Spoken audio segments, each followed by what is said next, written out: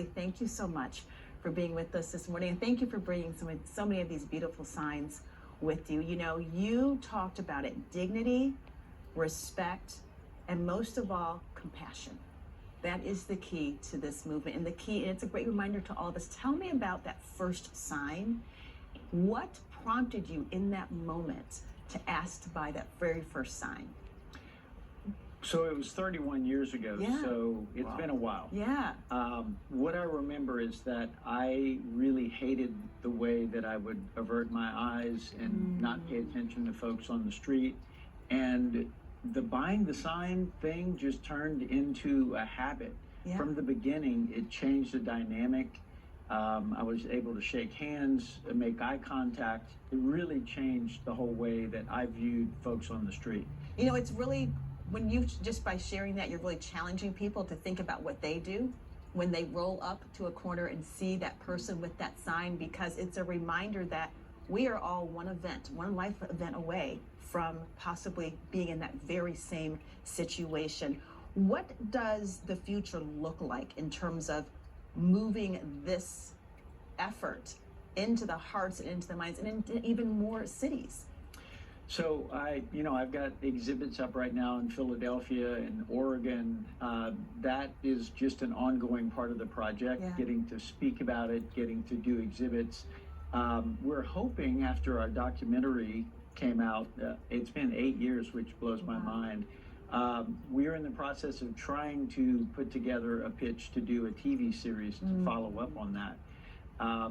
Our belief is we got to keep telling these stories. The signs are just a unique way to tell those stories, because behind every single sign, and I've got 2,400 signs or so, behind every sign is a story. 2,400 signs, Willie. When we hear this story, we saw the piece there. I think a lot of people feel this way. I'll go ahead and say it.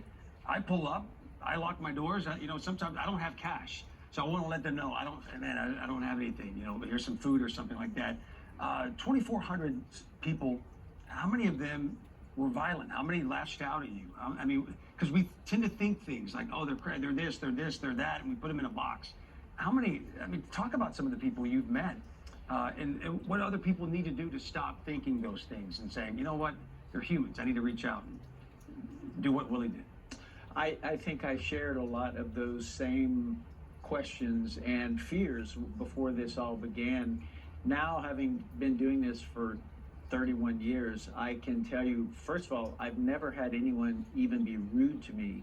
I've had a few people that didn't want to sell their signs, but by and far, it's been a tremendous experience. I've met some amazing people, way more interesting than I expected, and in a lot of cases, moved me just by our short conversations.